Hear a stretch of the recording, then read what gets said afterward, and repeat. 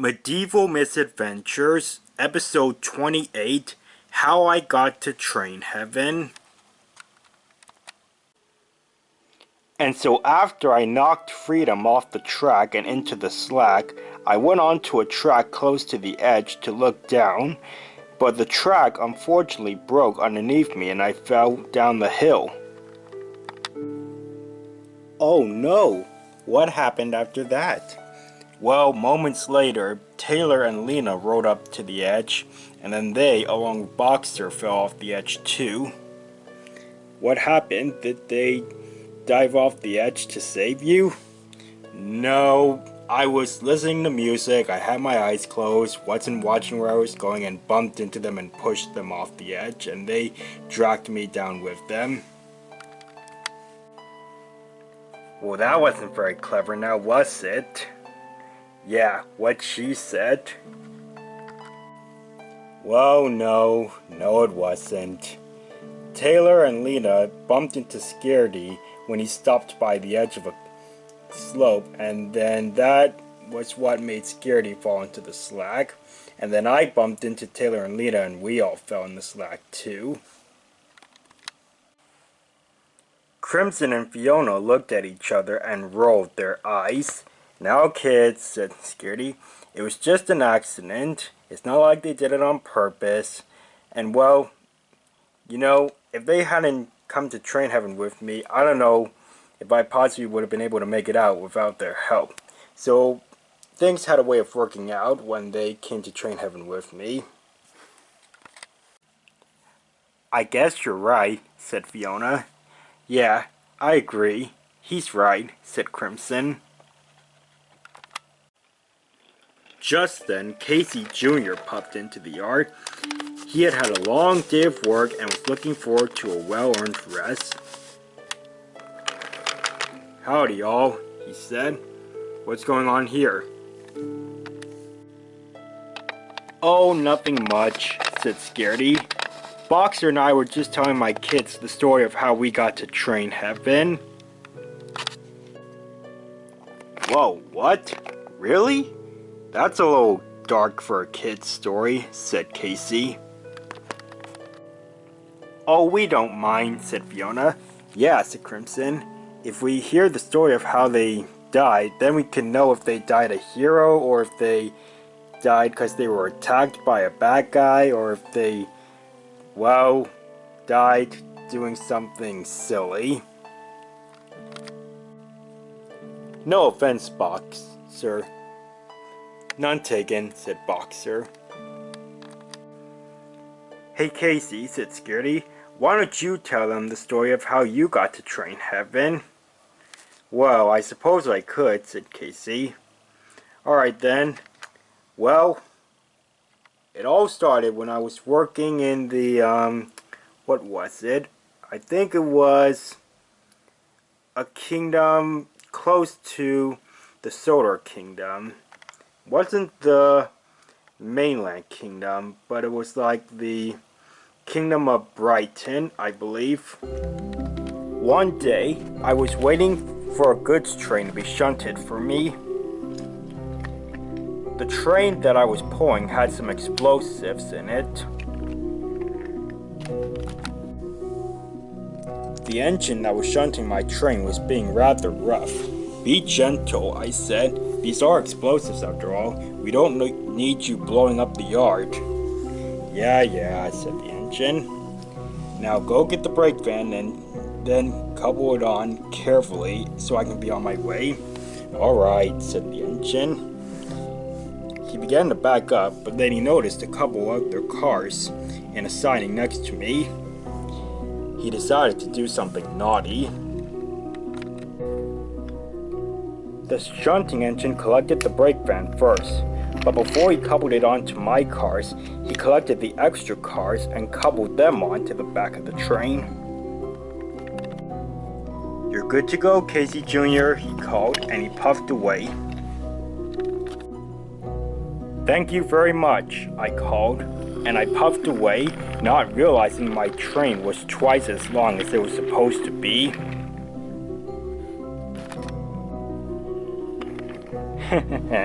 with that many cars. Hopefully Casey will lose control of the train and have an accident on a hill or something. I started making my way along a high mountain track. As I approached the junction, I noticed something in the distance. It was a runaway train heading straight for me. Luckily, there was an empty siding right by the junction. I knew it would be big enough to hold me and my train, but it wasn't until I popped into the siding and stopped by the buffers that I noticed that there were 2 extra cars on the back of the train. Therefore, the train was sticking out on the points. A collision was unavoidable. The runaway truck smashed into the last car and the brake van, and the trucks plunged over the edge of the cliff, taking a large hopper car that was on the flatbeds with them.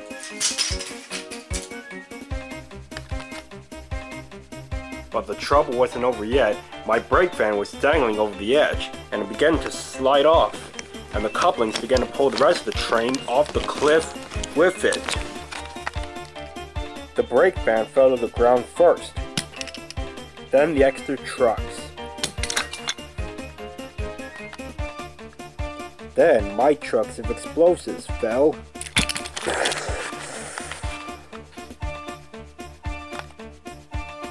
And last but not least, me. Wow, that must have been terrifying, said Crimson. Yes, it was, said Casey. But when I got to train heaven, I was in good company with Jamie, Tara, and Raven. Okay, said Fiona. Well, that was a good story. I'd like to hear another story of how someone got to train heaven. Just then, down the line came Handy, the aquarium car. I'll tell you my story on how I got to train heaven, he said. One day, I was on a train full of aquarium cars, and we were on our way to an aquarium show in a wild western kingdom called Bushfire. This is where Wesley, the boxcar, came from. The engine pulling the train had stopped at a red signal, but he had never been to Bushfire before and didn't know that engines were supposed to stop before the double crossfit track and there was a red signal. The engine that was pushing Wesley was supposed to be passing through, and he accidentally pushed Wesley into the side of the train. Thankfully, the engine stopped before there was a major derailment, and a good thing too. We were on a track near a small slope that went towards a deep river. The engine was about to back up and pull Wesley back on the rails. But as he did so, he noticed the huge, mean-looking shark in the aquarium car at the back of the train. The ferocious-looking shark frightened the engine so much that he accidentally went forward and pushed Wesley into me, and the two of us fell down the slope and plunged into the deep river. Oh, you blockhead! Who's a blockhead? You are? No, I'm not. You are. What did I do? You stopped on the double crossfit track. Here in Bushfire, we stopped before the double crossfit track. Well, how was I supposed to know that? And that's how I got to train heaven. And same for Wesley. Wow, so you told the story of your death and Wesley's. That was a nice little bonus, I guess. Just then, out of the nearby subway tunnel came Eduardo, followed by Messi, Lizzie, and Cricket. Evening, everyone, said Eduardo. I couldn't help but overhear some of you talking about your train heaven stories, and I thought we might join in. Did you ever go to train heaven, Eduardo? No, but these guys did. How did that happen? Asked Fiona. Yeah, it was all caused by a stupid engine who didn't even have a name, just a number, said Cricket. One day, 16 was working in a lead mine with some of his friends. Mighty Mac and Eagle watched as 16 pushed his trucks up to where he was supposed to stop. There was a danger sign that said engines must not pass this board. The track beyond the sign was unstable, or at least the ground underneath it was. There were mine tunnels underneath, and therefore the ground could not hold the weight of engines, but it could handle the weight of trucks. Cricket, Messi, and Lissy were passing through the tunnel that was underneath the track at the time, and they had stopped right underneath it to rest. Without any warning, 16 began to move forward. 16, said Eagle, don't even think of going past the danger sign. Oh, don't worry, I wasn't thinking of going past it, said 16. Of course he wasn't, said the truck in front of him. He always does everything without thinking. Ow, hey! That's far enough, 16, said Mac. Yeah, said Mighty. You've already gone past the danger sign once and rolled cab over wheels. We don't need you making the same mistake again. There are no slopes near here, so I won't roll cab over wheels, said 16. That's right, you won't, said Eagle. You'll fall into a mine instead. Oh, don't be such a chicken, Eagle, said 16, and he continued to move past the danger sign. 16, no, said Mighty Mac, and they chased after him. But it was too late. Ah! And the two engines, or would it rather be 3 engines? 2.5, let's just say. The 2.5 engines fell into the mine and flattened all the trucks that had either fallen in with them or were already in the mine. Oh, brother, said Eagle. I better go and get some help. So that's how it happened, huh? Well, that wasn't very smart of that engine with just a number. No, it wasn't. It was so stupid of him. You'd think he learned from his past mistake, but I guess not. If I ever see him again, I'm gonna give him a piece of my mind. Now, Cricket, let's not get mad over something that happened a long time ago. We're here to enjoy each other's company and have a good time telling stories. Just then, Leyland rolled up. I assume all are welcome to join in with this storytelling of how someone got to train heaven, he said. Sure, said Casey. The more stories, the merrier, I guess. Okay, said Leyland. Well, I did tell you kids how I got my scar, right? Yes, said Crimson Fiona. Well, not long after that was when I died. Here's how it happened. I was on a goods train that was being pulled towards a big hill. I was still feeling terrible after what I had done that had made my friend mad. But as the engine came over the top of the hill and around the bend, a coupling broke. But I was feeling so ashamed that I was completely oblivious to the fact that we were going backwards at a very fast speed. We took the wrong track and went down a siding. The siding led to a factory, and there were some fuel tankers at the end of the line. I ran into them with a crash, and I was blown to smithereens. Wow, that's awful, said Cricket. It was awful, said Leyland. Casey and the trucks were silent for a while. Just then, Tex and Clark rolled up. "Hello, everyone," said Tex. "Might we join in with everyone else telling stories of how we got to train heaven?" asked Clark. "Of course," said Casey. "Go right ahead." "Okay," said Tex. Well, it started out like this. Clark and I were built in a factory. Well, all trucks are built in factories, obviously. But anyways, we were built in the factory, but once we were completed, we were left in there for a while. We didn't know when we were going to come out and be put on a goods train. We decided to take a nap until we were taken out.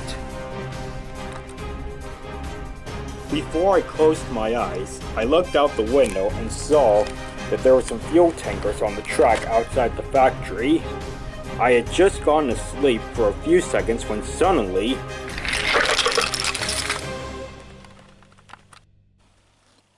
the factory caught fire and we were burned alive in there, said Clark. "Oh my goodness, for you two in that factory?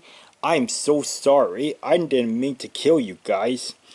"It's alright," said Tex. "It was just a accident, we know." "Yes, but if I'd been paying attention, I would have tried to slow the train down so we wouldn't have crashed. And therefore we wouldn't have killed you guys." "It's quite alright," said Clark. "It was just an accident, like Tex said. We're all out of train heaven now, so it really doesn't matter now."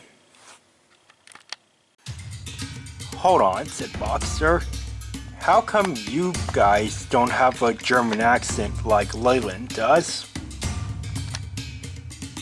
"Yeah," said Handy. "If the factory you were built in was in Germany, then how come you guys..."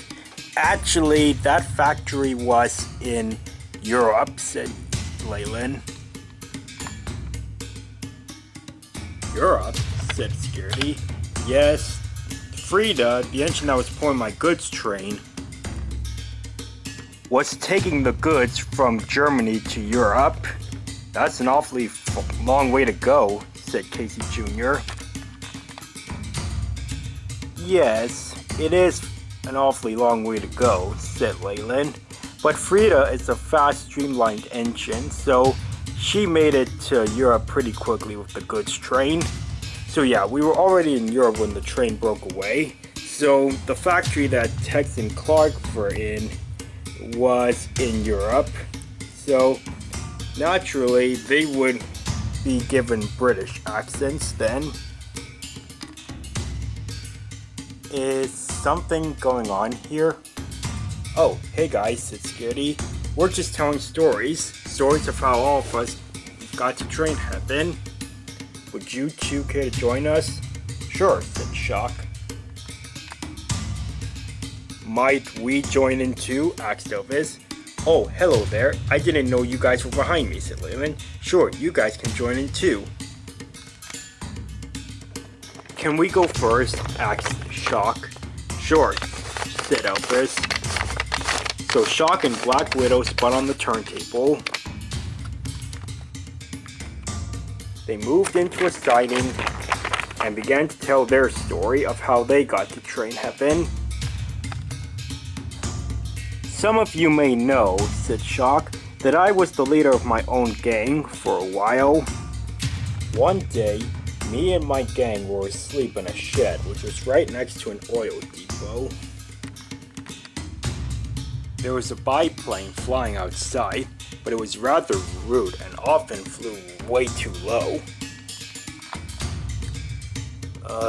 What is that noise?" asked Ryan.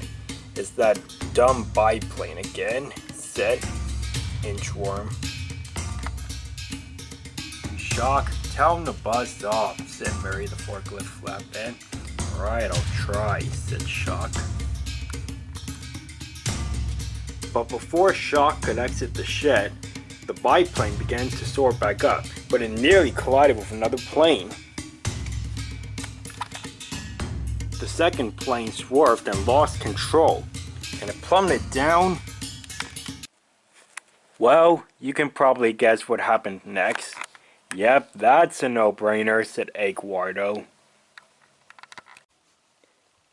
Yep, and when the plane crashed down on the oil depot, it blew up the sheds, and me, Shock, Mary, Ryan, Inchworm, as well as Lola, the lock car, Hefty, Anger, Wrath, Greed, Angus, Pluto.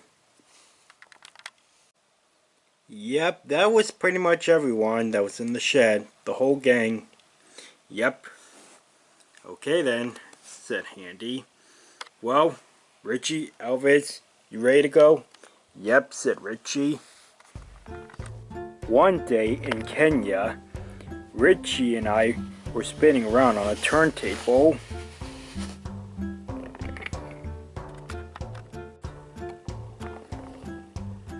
But unfortunately, the turntable wasn't spinning as fast for me as it was for Richie.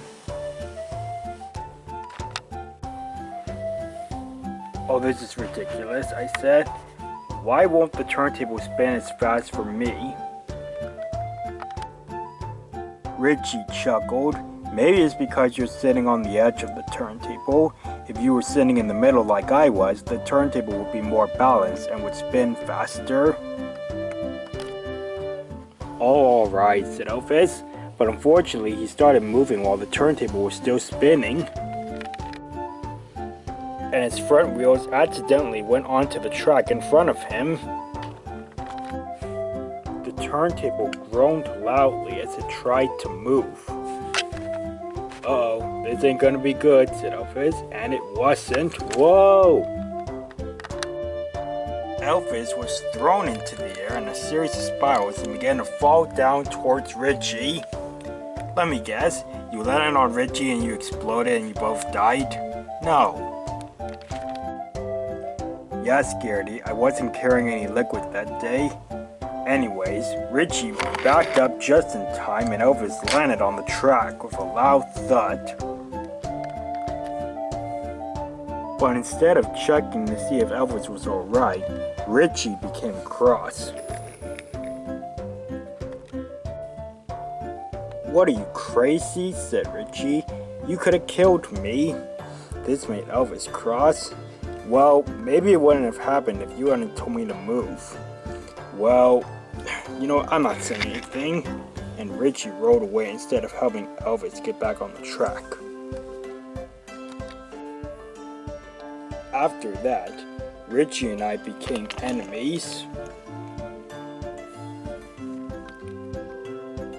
Then, a few days later, the two of us saw each other coming from either end of a high bridge. Neither one of us wanted to back up and let the other one pass through, so we decided to joust. Joust? As in, charge at each other? And you were doing this on a bridge? Yes, we were, said Elvis. And to make a long story short, neither one of us stayed on the track. And we fell to our deaths, said Richie. Wow, my word. That wasn't the smartest thing to do, now was it? Said Tex. Yeah, what he said, said Clark. Yeah, we know, said Elvis. Thankfully, Richie and I reconciled when we were in train heaven. An interesting story nonetheless, said Scaredy. Well, I think we may have time for one more story, and then we all gotta get some sleep. Just then, Dakota and Reese pulled up. We would like to wrap up this series of Train Heaven stories, said Dakota. Yes we would, said Reese. Okay, said Scaredy. We're listening. Alright, said Dakota. Well, as you all know, Reese and I like racing. One day, Reese and I were going to have a race on some high mountain tracks. On your mark, get set, go! Reese and I were so determined to win, we didn't care what was in our way. Coming through!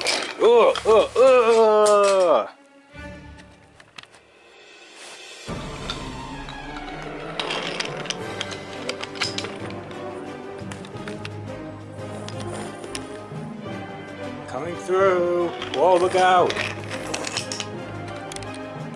Whoa, whoa, oh! That could have been a lot. No!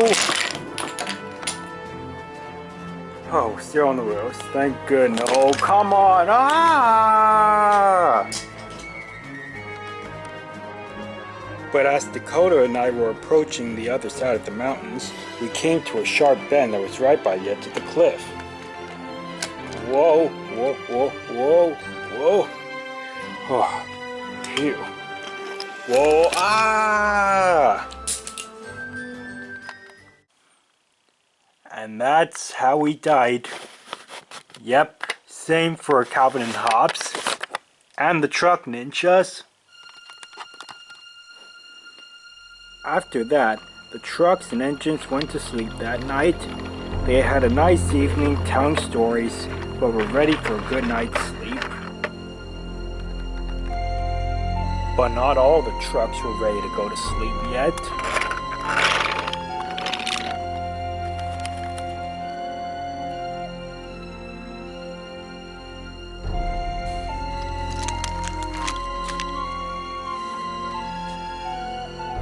You're late. Sorry, Mickey. We were outside by the turntable listening to stories on how Casey Jr. and lots of other good trucks went to train heaven. Miranda, what's the latest update on Zella? She was talking to Gummy Dummy and Drool Fool. She asked them if they would decide to turn good. They were hesitant at first, but after she offered them some complete coats of paint, they accepted. And so basically they're turning good now. We cannot allow for this to continue. The more trucks and other villains turn good, the less villains there are gonna be. So it's safe to say that now is the perfect time for worst of rancorous, secretive trucks to re-emerge. It is time to come out of the shadows, take control, and put an end to Zella's plans, as well as put an end to Zella herself. Mickey? Yes, what is it, Lydia? I just want to say that there's currently another threat that's targeting the trucks and pretty much the Solar Kingdom. Yes, I know, Albert and the Furnace Kingdom. We three will talk to him and see if we can work out a deal. Leave the trucks to us, and they can have the kingdom and the engines for themselves. You better watch out, Zella, because the worst is coming your way.